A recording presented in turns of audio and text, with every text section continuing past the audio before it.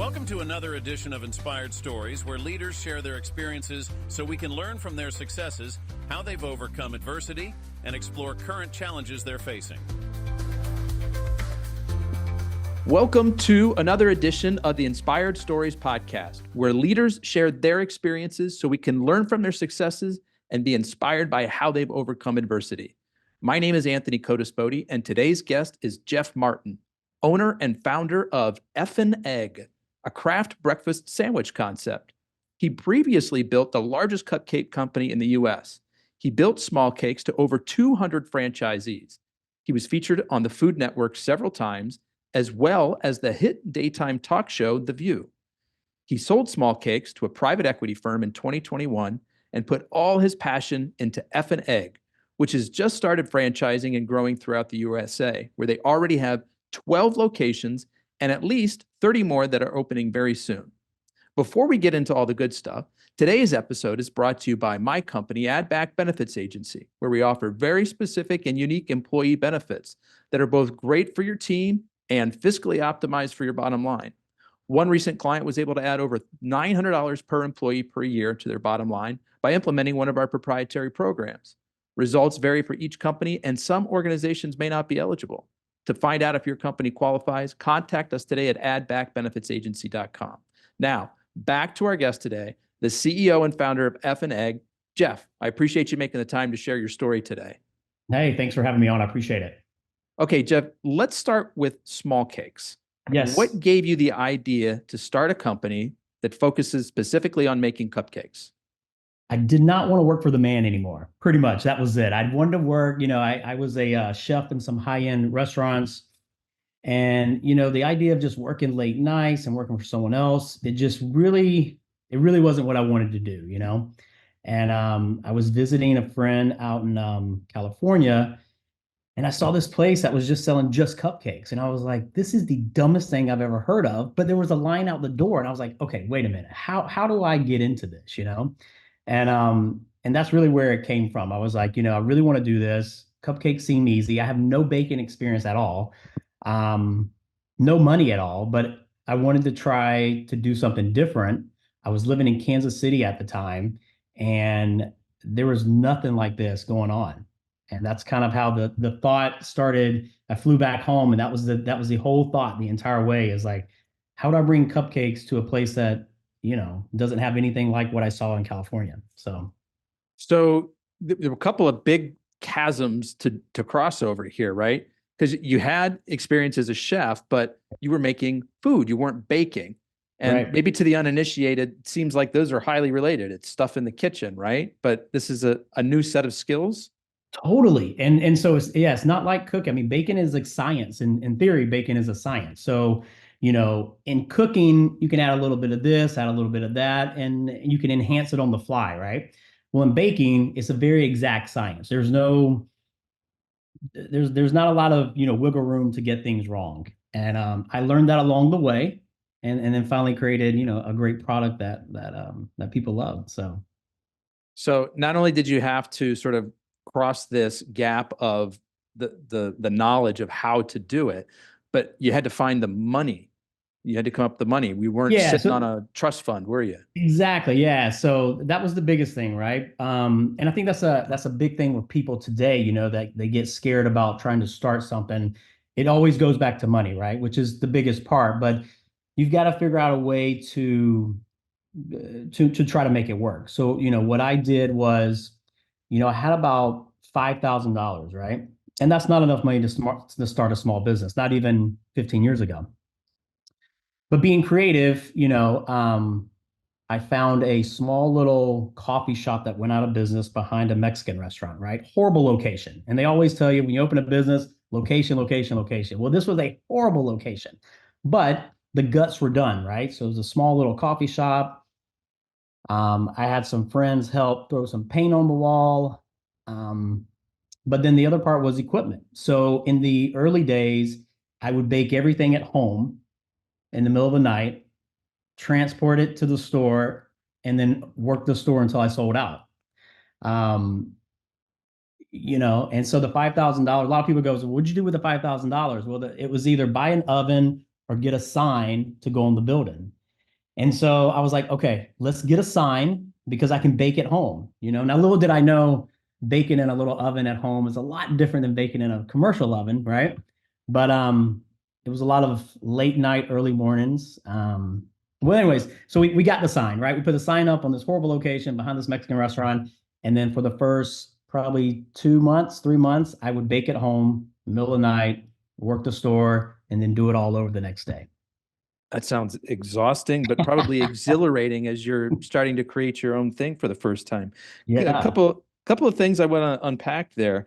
First of all, how was it that you learned how to bake? Were you looking on the side of a box? Were you going online? Did you find some mentors that helped? No, almost it was all just on the back of it was either online and then on the back of a box of seeing what other people did and trying to figure out how to make it, mine. We first started Smallcakes, we only had about 6 different flavors, right? As we grew to the big company we were when we sold, we had over 250 flavors.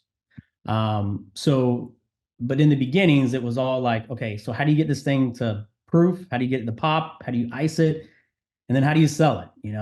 And so yeah, it was a lot of trial and error, but again, we only had those 6 flavors. And then as we started growing and we started listening to, customers and stuff and different flavors and really putting our own spin on it, it just grew into something, a lot bigger than what, I expected. So what was that first day like when you opened your doors? It was terrifying because I had these 6 flavors and I probably only made, I think, about 50 cupcakes, right? And I thought, oh my God, that's a lot of cupcakes, 50 cupcakes.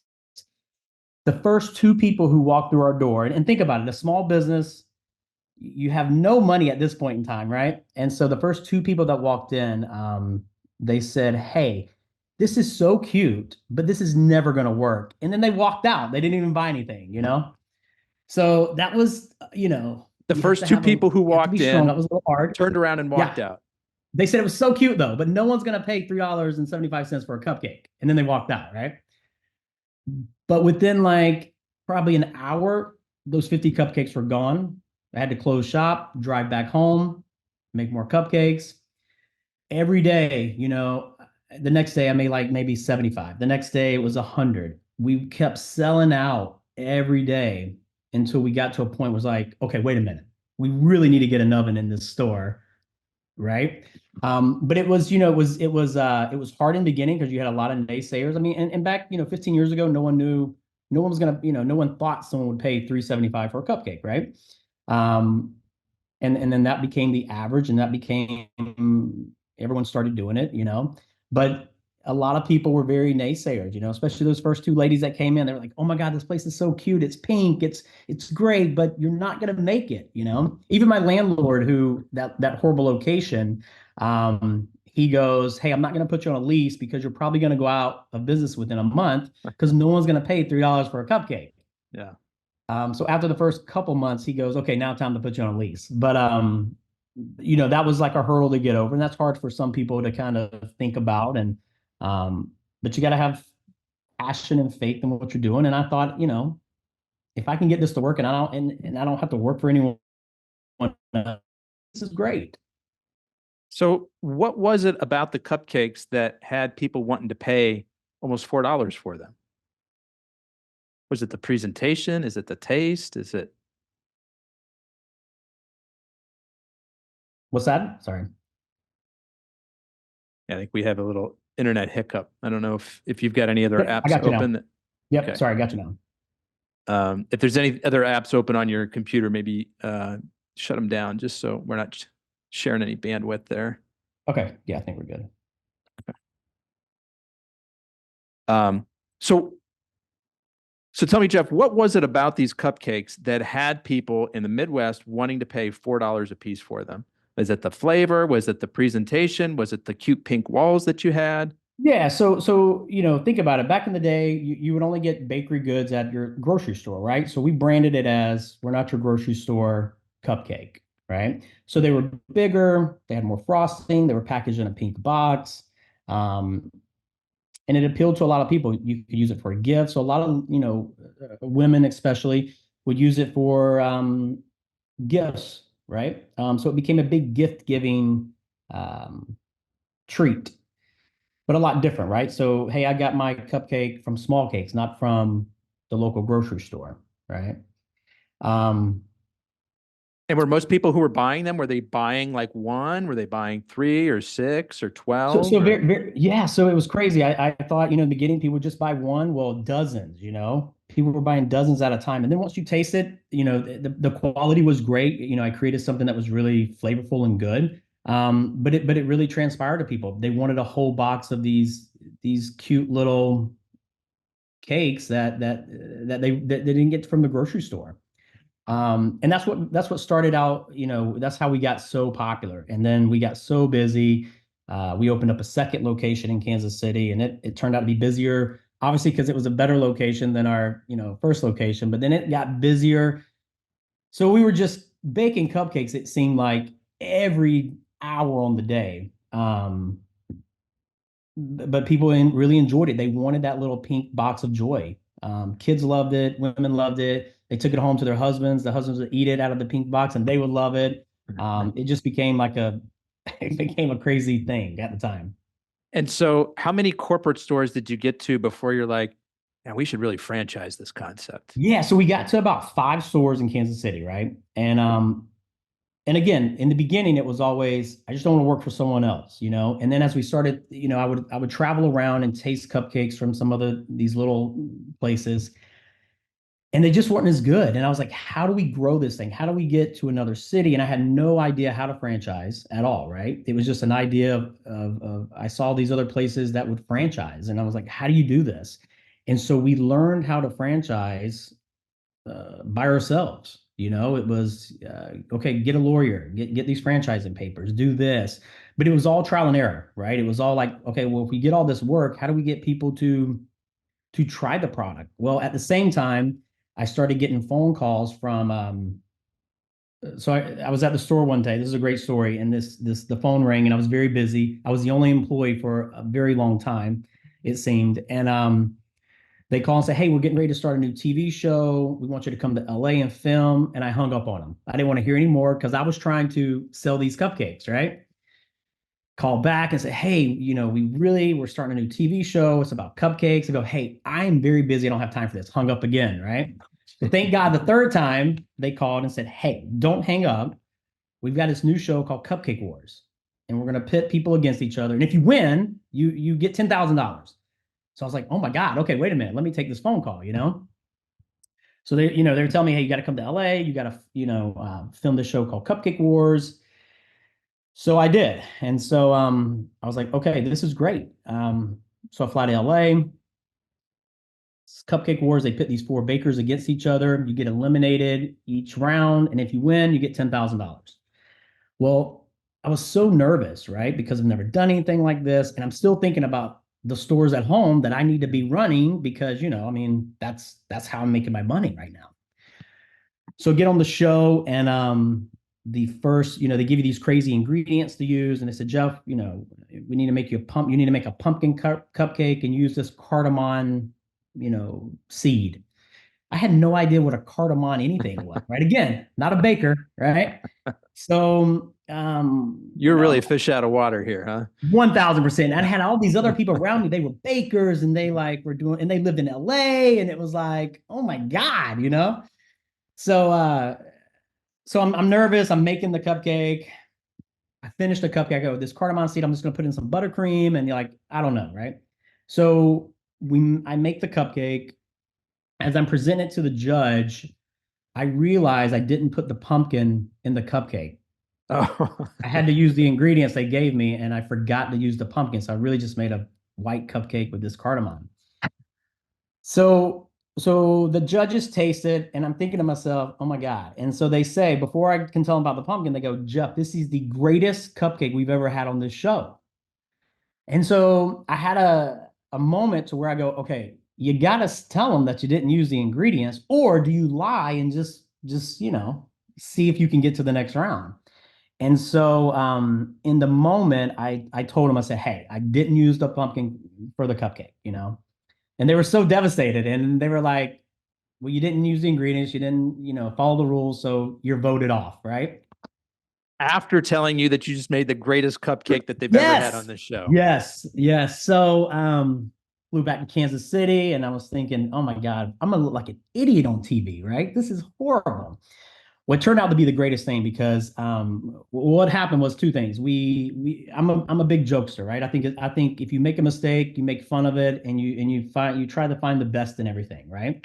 So what we did was we made t-shirts that said I forgot the pumpkin. We took out a billboard that said I forgot the pumpkin. I love it. Right. So I thought that was genius. Well, that was the second, that was great and it really helped. But when the show aired, it was all about people sitting in front of their televisions with kids going, oh my gosh, look, you told the truth. It was the right thing to do. And then that alone took us to not even another step. It was like 3 or 4 more steps where we just got to super fast, right? So it was the guy who forgot the pumpkin, the guy who told the truth, who didn't care about the money, and it just blew up. I Right? love this story on so many levels, right? So It's such then, a yeah. So it's then it's people started coming from go all over, ahead. right? I want to meet the guy who forgot the pumpkin. I want to meet the guy who told the truth. My kid, I had church people calling me going, oh my God, you did the right thing. And again, all I wanted to do was like, I really wanted that $10,000, but it was the greatest thing that could have ever happened. And again, making fun of it. We sold tons of t-shirts that said, I forgot the pumpkin. I shipped them all over the United States. Well, then Cupcake Wars called again. They said, hey, season 2, people want to see you on it again because, you had the best cupcake. Can you come out for season 2? Absolutely. And this time I was like, okay, I'm going to win. Like, why not? I made the best cupcake. So again, we get there and then in the heat of the moment and everything's fast in LA. You got cameras in your face. You got, people yelling, producers yelling to do things. And I ran into a table. The cupcakes flew up in the air and I got voted off again first, right? But again, people love the like, Jeff, you just make this look so bad, but so good. And then again, more people, right? And at the same time, we're trying to franchise this thing. And so then people are like, I want to taste this cupcake that's been on TV. This guy seems like really cool. Then we started selling some franchises, right? And then it started, we'd open one. And I've always said product sells itself, right? You can have these pretty places and people put hundreds of millions of dollars into restaurants, right? It's all about the product, right? And so I've always said these cupcakes are so great. Maybe our stores weren't as sexy as some others, because again, my first store was in the back of a Mexican restaurant, right? But once people tried the product, someone else would want to come in and open a store. And then it just started spreading like wildfire. And then I got on Cupcake Wars a third time and I set the kitchen on fire. So at that point in time, it was like, just get this guy on here to get him to do something funny, because obviously he doesn't want to win. But I did, but it was always something, it was always, How did you set the kitchen on fire? I forgot about a pot on the counter. I go to pull the cupcakes out. I come back and like the sauce I'm making is on fire, and it was just bad. And but again, someone said this a long time ago. It was always good for ratings because whenever I was on there, it was an hour-long show, and I always got about 35 to 38 minutes worth of being on the show, and I was the first one kicked off every time. Now, Jeff, are you the kind of guy where you're the life of every party? Like, are you the center of attention typically? I am. I have to be the center of attention too. So yeah, I am. Yeah. And are you also the kind of person where maybe you're a little like ADHD, like brain sort of zip, zip, zip? Or was 1000%. it like the pressure of the camera and the lights that really sort of like had you a little unnerved? No. I've got 20 other things going on, right? Yeah. A lot of people say I'm never satisfied because I have all this other stuff going on. So I have this one great thing, this cupcakes, we're selling it, but then I'm thinking, okay, well, how do we grow this thing? How do we add more product? I mean, I'm always thinking 6 months to a year ahead, and I tell people, I think a lot of CEOs, entrepreneurs do that. They don't think about the next day. They're thinking the next 6 months to a year, where are we going to be, or what product do I have to have, or whatever. But as all this is going on, we're growing franchises. I mean, we're one store open, another store. And then it's just like people are calling. And again, I don't know how long or how far I can take this thing. I don't know if this cupcake thing's going to end tomorrow, right? So I'm the guy who's taking the sales calls. I'm still baking cupcakes. I'm still training stores before I hire anyone. I mean, I'm trying to do everything myself. And but it was a crazy learning curve. I think we got to about 30 stores in the US. And this is a great story because this was my 10-year, it was 10 years a couple of days ago. I got a call from a guy in Dubai who wanted to open a Smallcakes in Dubai. I never even heard of Dubai, right? I mean, it wasn't Dubai like it is now. And so he flies me out to Dubai, and so it was 10 years ago we had our first Dubai store open, and I thought, oh my gosh, we're going out to the desert. And, I mean, again, it's not 10 years ago Dubai wasn't what it is now, but it was crazy that someone wanted to open a Smallcakes in Dubai. It was unbelievable, right? So it really helped me grow, not only here locally, but internationally we grew. I mean, I was even shipping, I forgot, pumpkin cupcakes or pumpkin shirts to over in Europe, in the Middle East. I mean, it was crazy. So yeah, I want to rewind a little bit and just Yeah. sort of like highlight like what a great series of stories that was. I mean, as you pointed out very astutely, like it was so awesome how you put what was right in front of what you really wanted in that moment, right? You're like, Yeah. okay, I really need that $10,000 for my young business that's really trying to get off the ground, but I didn't follow the rules. I'm going to feel bad. I'm going to feel terrible if I don't do the right thing here. So I'm going to speak up. I'm going to say something.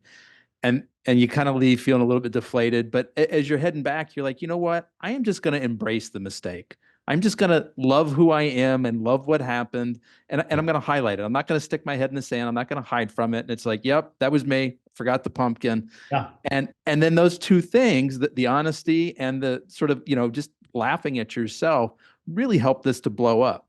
Right. Yeah. I mean, it really started the snowball down the hill in a way that I don't know if you could have bought that kind of publicity any other way. I know, right? I mean, it was a perfect storm in a way. People always say that it was like lightning in a bottle, and you could either catch it and run with it or let it go. And I mean, I think we caught it, we tucked it, and we ran as far as we could with it. And again, I never knew. I thought this cupcake thing, people always say, you always said it could end tomorrow, it could end tomorrow. And then, 15 years, it was still going strong. And so what was behind the decision to sell? So, it was You got up to 200 franchisees. How many yep. locations was that? So that was around 220 locations, right? Okay. International as well. And it just got to, I mean, again, I was doing other things as well. I was always thinking of other concepts to start. Even when we were doing this Smallcakes, I always started other concepts too, right? Started some coffee shops, just little things that were popular at the time, just trying to get on the next wave of how the food industry was changing.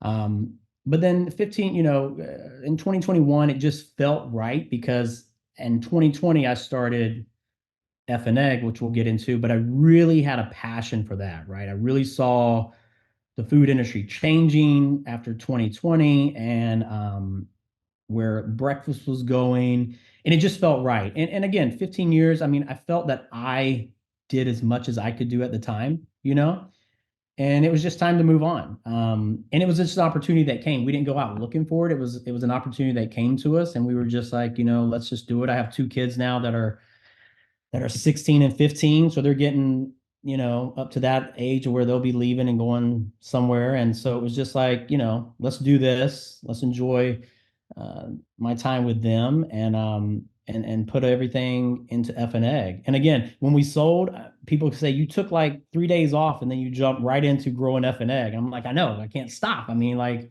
this is gonna be big too, I think. So that's kind of how the sale went. So what were the changes that you saw coming in the food space that had you kind of interested in breakfast? Yeah. So, not only did marketing change, right? So 15 years ago, it was like, TV, it was magazine ads. That's how you marketed your business. Well, now marketing is all social media. And then after 2020, we saw these big restaurants not make it. So everything was going to a smaller type of box type of restaurant, and then third party, right? I mean, everyone's ordering food online now. And then the breakfast segment, no one really did. No, everyone, it's almost like grandpa's, right? I mean, like the breakfast place, you go in, you get your side of eggs, you get your grits, you get your two hard pieces of bacon. No one was trying to do anything and scale it with like a breakfast sandwich, And what we saw was a breakfast sandwich. Instead of like getting something from like McDonald's that was like not great quality, we really want to do something quality that you could grab on the go. And again, it was all take to go and third party. And that's where I really saw it going. And if you see that a lot of these companies are building smaller models, they're doing a lot of like third party, some just kiosk only. I mean, people just aren't eating in stores like they used to. So, we saw that's where that was going, and we really wanted to jump on the breakfast market of it because no one in the breakfast market was doing anything like it. And did you see this change coming? Was this prior to COVID? Was this during COVID that you saw the shift happening? I think it was before COVID, but then COVID accelerated everything, right? You had you had these other fast food companies who were experimenting with kiosk, experimenting with just third party. But it was when you say kiosk, you mean a kiosk ordering station? Yeah, right. So they were just all it was an experience or experiment. But then when COVID happened, it all accelerated everything, right? So like in our stores now, they're kiosk based, right? So you come in, you order from the kiosk. And it's just that we saw that's where that was going, and I wanted to implement it right away because I mean, in theory, that's the future of restaurants, right? So I saw that before 2020, but then 2020 just accelerated, I think, for everyone. Tell me about the name, Effin Egg. Effin Egg. A lot of people go, do you just like the word effing? Do you say effing a lot? And if you talk to a lot of my friends, I do. I mean, like, I just love the name. I mean, you'll catch me. I'm like, what the F, and like effing this. And it's just funny, right? Some people will take a little offense to it, but it's not the word you think it is. It's a funny meaning of effing. You can, I think it's hilarious, right? I think it shows that the brand has got a little edge, a little personality to it. I know. So it's funny because Smallcakes was so family driven, and so like Foo and Pink, and Effin Egg is kind of like the stepsister or the stepbrother who's bad or something, But I love the name. I think it's funny. A lot of people love the branding, right? The big thing on our social media is like, the FU of the day is, it could be I spilt my coffee on my paper, or the FU of the day is, someone came in and threw their sandwich at us. I mean, it's just funny stuff that you can make into anything. But the name is very once the sign goes up, a lot of people have a lot of interest.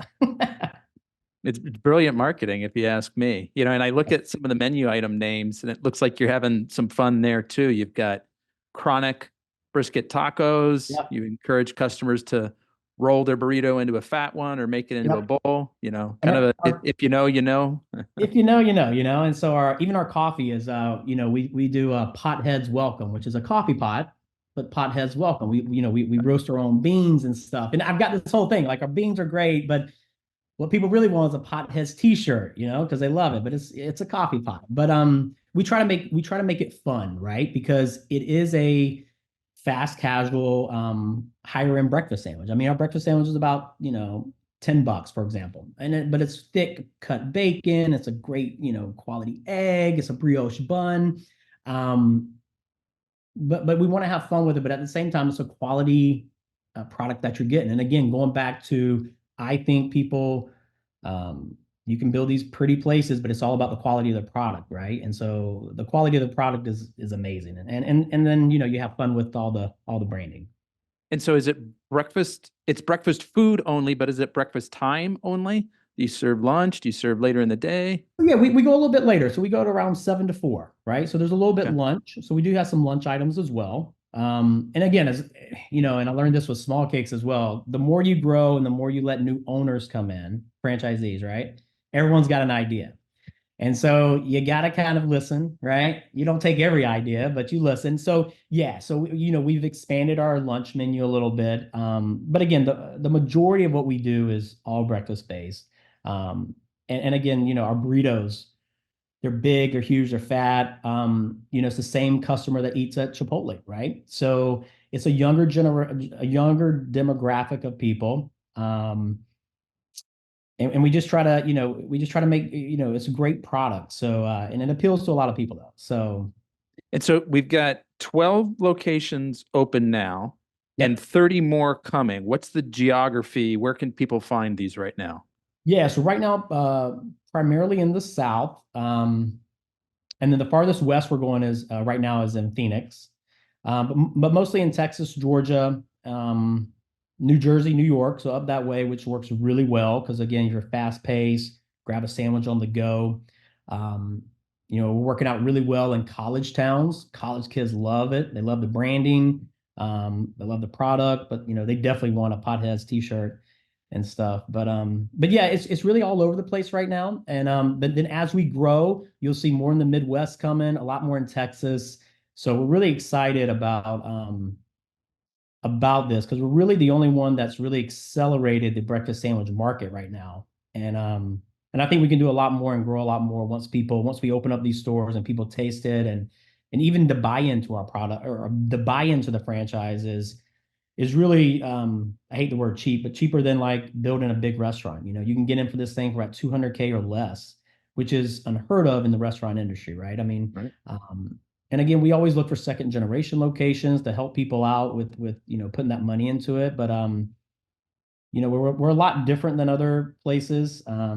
But again, the product sells itself. It's a great product. What are some of the other advantages to this franchise concept if there are people looking at, hey, I want a franchise, I want to, I want to grow Yeah. what I'm doing. What are some benefits of this over other opportunities? So one thing I hated about franchises is that they take so much money from people, right? So people put their whole life savings into this and they want it to work and their goal is to make money, right? So what I did different, even with Smallcakes, and I do it the same thing with Effin Egg, is we don't take a lot of money from our owners, right? So what that means is in a normal franchise, a franchise or a royalty fee would be anywhere from 6 to 12%, right? So what we do is we only take 3%. I think that's more than enough, especially with marketing these days. A lot of people they take this marketing fee. Well, marketing these days is all social media, right? So these local stores can do it on their own. So, we take a 3% flat fee each month, and that's it, And a lot of these other places, again, 6 to 12%. We let people kind of design their own store. Now you have to use our like Effin Egg colors and branding because it's cool and fun. But as far as store design, we want you to be really connected to your community, right? So in California, we can see like there could be surfboards or something cool there. In New York, it's very New Yorkish. It's very like fast paced on the go. They're small. In our college towns, there's college stuff all over the store. So I think people like that too. They can put their own twist on it, even though it's a franchise. So I think a lot of people like that and it appeals to them. They have a lot more flexibility. I'm going to put in a plug. I live in a pretty great college town myself, Columbus, Ohio. Is there anything coming to Oh, this area? not yet, but let me tell you, that would be awesome though. I know Columbus very well. Yeah, you spent some time here. Yes, yes, yes. So the geographies that you're talking about, you're kind of spreading out. Yeah, you're in the South. You're going as far west as Phoenix. I'm curious, is there anything about the supply chain of the food items and the ingredients that's been challenging for you to figure out, or is that pretty easy and standard to find? It is, yeah. So yeah, so it's very it's easy now, right? So I think in 2020, 2021, it was a little difficult, but it's easy now. We have partnerships with national suppliers. So it's easy now. Yeah. Yeah. And I want to talk about, this is kind of your second go round. You did it at scale with Smallcakes, and now you're able to take a lot of the lessons that you learned from that and apply it to Effin Egg. But, I'm curious, I always love to hear from business leaders who were able to make the transition from small startup to scale, because it's a different set of skills that's required to get something small and new, figured out and off the ground versus, okay, we've got it working. Now I need to focus more on the systems. I need to put the right people and the right structure in place. Talk to me about how you made that transition and what was helpful to you in what is typically a difficult learning curve. Yeah, so that was very difficult for me because I'm a control freak too, right? So it was like, oh my God. So I started the Smallcakes, I did everything. So it was very hard for me to take a step back and let someone else control recipes or test recipes. And it took a lot. It took a long time actually for me. But what I learned was, it's good to hire the right people, right? And to get a good circle of people and to build that team. And when I sold Smallcakes, it was a small circle of people, but it was a great quality of people that was around me that saw my vision, um, that could help me grow. And so as I started Effin Egg, I put that what I learned there in place right away, right? Because I think that could help us grow quicker, by having all these people in place in the beginning to grow, right? To give that support to franchisees right away. When I started Smallcakes, I was doing 40 different things, so to get a question answered from a franchisee took a little longer than expected, right? And so putting the people in place to help grow was very important. And in the beginning, I couldn't do that, right? We didn't have the money to do that in the beginning. Well, now we're starting this new one is just getting the right people around you, the right team to help grow. As you were learning those new skills and trying to acquire, this new knowledge, were there particular mentors or coaches that were helpful to you in making that transition? I just always love, restaurant people, right? I love reading articles about different types of concepts that were coming from different people. It wasn't anyone in particular, but it was always, what's the next best thing? What are these other bigger guys than me doing? Where are they opening up? It was always about staying in the conversation of the business and seeing what other people in the industry was doing. So, Anybody in particular that you drew inspiration from? I always wanted there was a cupcake company called Sprinkles, right? And I always just wanted to beat them because everyone was there. They had their cupcakes in celebrities' hands, and I was like, okay, you know what? My goal is to beat you now. So it was always about competition. It was always about That's competition. what fuels you. As what fuels me. Yes. Okay. What are some fun things that you've done for new store openings to help get the word out? So yeah. So I mean, in the beginning, it was funny. In the beginning, it was always about me being there, right? So the guy who forgot the pumpkin or dropped the cupcakes, he was there taking pictures. And then as we grew, it's always just about doing things in the community to get the community out there, right? Giving back to that community wherever you're at, and we did things a whole lot of different ways. Smallcakes was all about family, so it was all about family fun. What can you do for families? And then as of Effin Egg, we really just push our branding and things like that when we open. I've seen some pretty significant price swings in eggs over the past couple of years. How does that impact your business? So yeah, so I think a lot of people think when you order a lot of eggs like we do, it doesn't affect it a lot, right? Because we order in bigger quantities. So it's not like when we go to the grocery store here, because every time I go to the grocery, I'm like, oh my God, these eggs and milk, this is crazy, right? Well, when you order larger quantities, it's a little different. But I do get that question a lot. And so yeah, I mean, like I said, our breakfast sandwich is a little pricier than, if you went to a McDonald's or a Chick-fil-A, right? But I think those prices are set. So unless something, knock on wood, crazy happens, we buy in such bulk that it really doesn't affect us that much. You're mostly protected from that. We are, yeah, yeah. Yep. Right.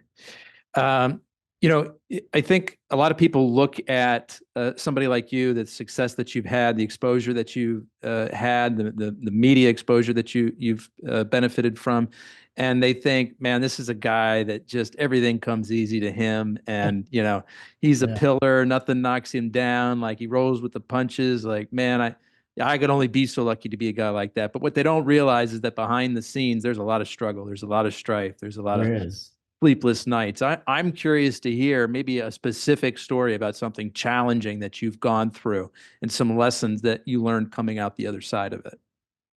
Yeah, yeah, you're right. A lot of people were like, "Oh my God, you just hit the lightning in the bottle," which we did, right? But it took a long time to get there, you know. And I grew up. The way I grew up was in a very, lower middle class type of area. And it's funny. The goal was when you grow up that way, it was like just go get a job, you know. And so that was not something I wanted to do. I wanted to do something more. I didn't know what it was at the time, but wanted to do something more. So again, I go back to this word that a lot of people is, Jeff, you're never satisfied. Well, it's because, I want more, I want to do more. So there's been a lot of times where, it's gotten a lot of dark because, in today's society, you just need money to do everything. And back then it was like, well, you got to have money to open a small business. And I would go to banks and try to get a loan. Again, didn't have anything to get a loan with at the time, if you think about it. But when you get turned down that much, it does get dark because you're like, am I is it all about just going to get a job and being done? It's, so I think it got dark at times when I got turned down so much from, banks or people in my life that wouldn't see the vision, and so that's hard to do, and that's hard for people. And I can see that's where a lot of people quit sometimes. Um, but you just got to keep going, right? I mean, and that's what I had to do, was keep going, even though everyone said no, I couldn't get any money. So the solution was to do what we did, right? Bake at home, buy a sign, grow from there, and we put every single dollar we made back into the business for the first probably 3 to 4 years of just growing. Was there any Yeah. point in those first few years where you thought about just throwing in the towel? Like, this is too hard. This is not worth it. Not about throwing in the towel, but it was all about, okay, I hope I make just enough money on this one store so I don't have to go work for someone else, and that's dark too, going home going, okay, I mean, I think I made enough money, I think we did okay this time. But just don't quit. And then, but I think I'm always all over the place. It was always, I mean, the one store was great, but I think once I started seeing the vision of this, it was always, okay, wait a minute. How about 2 stores? And if we got 3 stores, then I know I wouldn't have to work for someone else.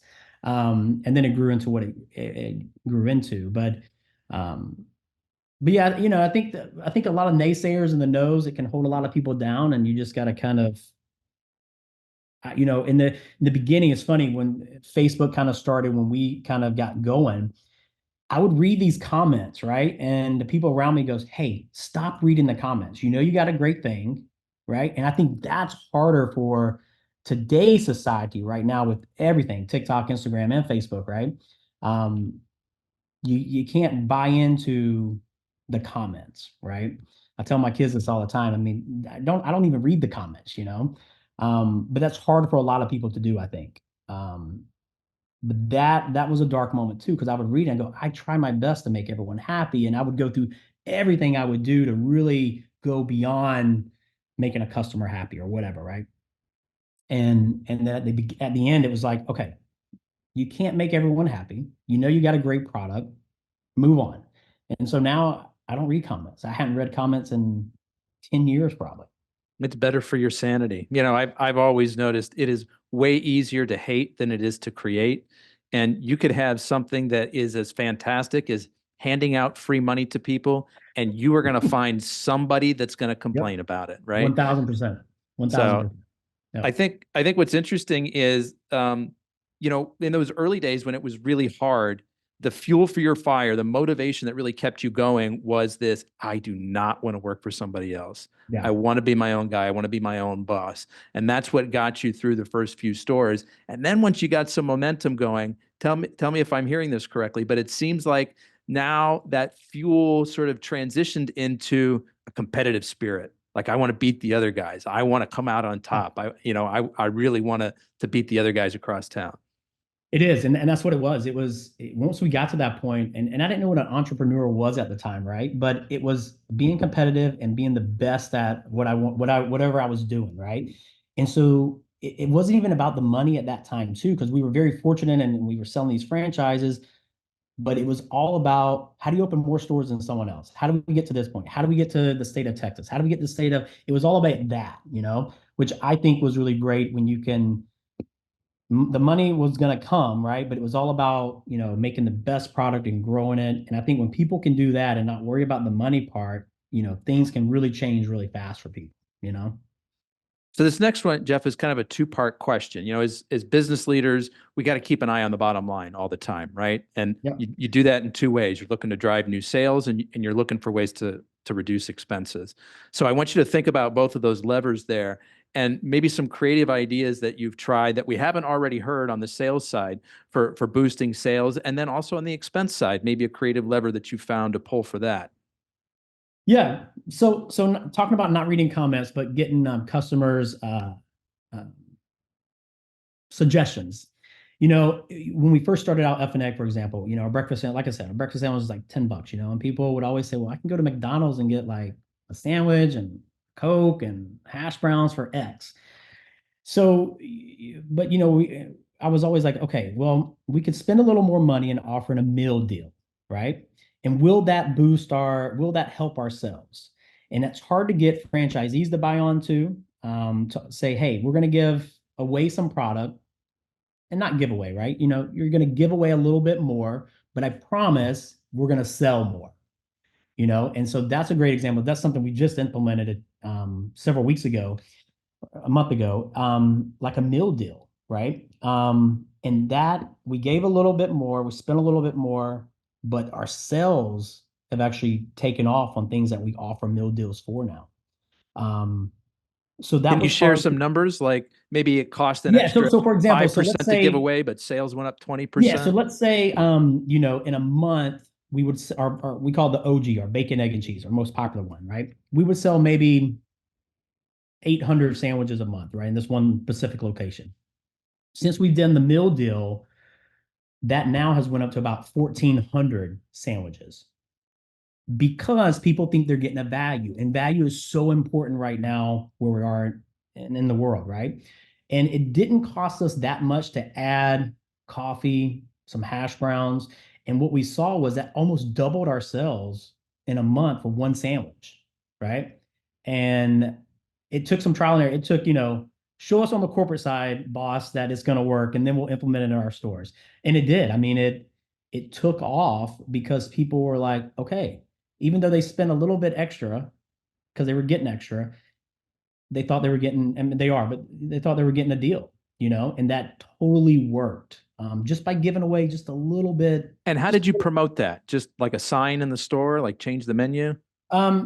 Signs, but social media, right? I mean, we posted and posted and I mean, we just crammed it down social media's throat, right? TikToked it. I danced about it. Instagrammed it. You set something on fire? I mean, I should, right? I mean, I did everything I could to say, hey, you're going to get some hash browns and a cup of coffee. All you got to do is, spend $2 more.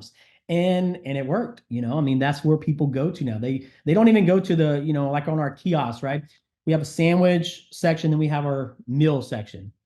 That's where everyone goes now. And it's good for us because it's an extra like $2 or $3 per order, but it's good for the customer as well, right? They get a little bit extra, a little bit more value, a little bit more food. So it worked well off each other. So now, we did it with just sandwiches. Well, now we offer it with our burritos and our tacos now. So I love that. That's the lever where you're boosting sales. Is there a creative lever that you found to reduce expenses in any way? We're still working on that one. Right. Fair enough. I mean, we don't have a ton of, again, our stores are very small, right? So our average store size is about 600 to 900 square feet.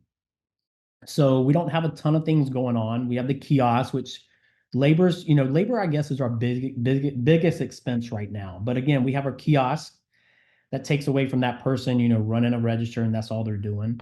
And then just finding ways to reuse, a lot of our menu items, we put in a bunch, we utilize, right? So not only does our turkey sausage go in one item, it goes in maybe 5 or 6 items. Mhm. So we really try to do that as well. So we don't just have one standing product for one, sandwich, and that's all we use it for. So there could be waste there.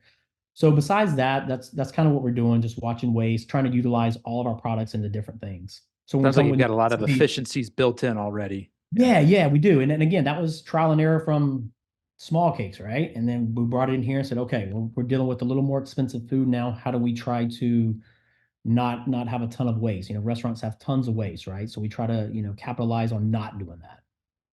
So you mentioned labor being your biggest expense right now. Yeah. Coming out of COVID, super competitive job market, Yeah. hard to find people, hard to keep good people. I'm curious if you've tried and found anything that has worked for retaining and recruiting good folks. So I've always been a believer, um, even when we couldn't, but paying people well, not overpaying, but paying people well, right?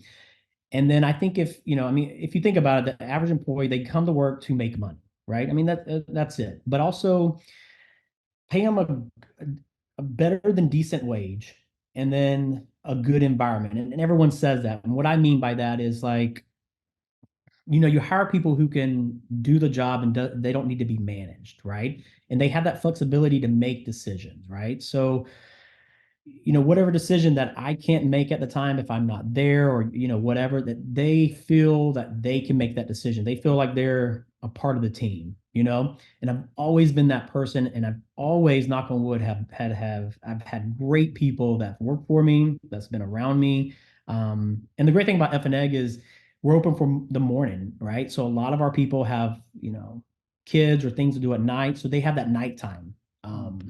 So they're not stuck at a restaurant 15, 16 hours a day. But it's, again, I really think it's just taking care of people. I'm very passionate about that, taking care of people, paying them what they're worth, but giving them the opportunity to be not a manager, but to be that person who can make decisions, and so they feel like they're a part of the team. I love that. Yeah. I'm curious, what's something, Jeff, that you wish you could teach a younger version of yourself? How to be patient. Jeez. I was not patient back in the day. Let me tell you, I wanted everything now, now, now. Nothing was good enough. I mean, no matter what, but being patient would have helped me with a lot of things. So I'm very patient these days. The people who've known me for a while go, wow, you have changed. You really simmered down, huh? I really simmered down. Yes. So Jeff, what's a fun fact that most people wouldn't know about you? So a fun fact was, how I've used that word never satisfied. Not long ago, I started I wouldn't say a clothing brand, but I started a clothing brand that said never satisfied, right? And so I wear hoodies, my t-shirts all the time, and people are like, what does that mean? I'm like, well, let me tell you the story, right? It's about a guy who was never satisfied. He started a cupcake company and then grew. And so I think that's funny when people see it and they go, oh my God, I love that hoodie. Where'd I get them? Like, well, I actually make them. So not only am I in the restaurant business, I have a little never satisfied clothing brand too. And so not a lot of people would know that. And so this is like t-shirt, hoodies, T-shirts and hoodies. Yeah, just t-shirts and hoodies. Ball caps. Okay. Got some ball caps. But the more I wear it and the more I see young people, it really resonates with them because,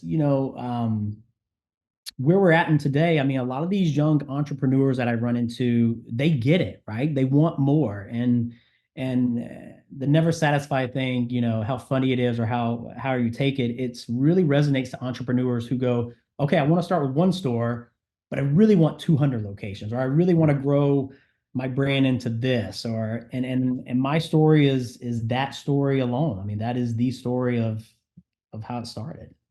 Well, and you've got some merch background. I mean, from the cupcake days, you were capitalizing on it with these funny t-shirts, and so it's sort of a natural progression for you. Yes.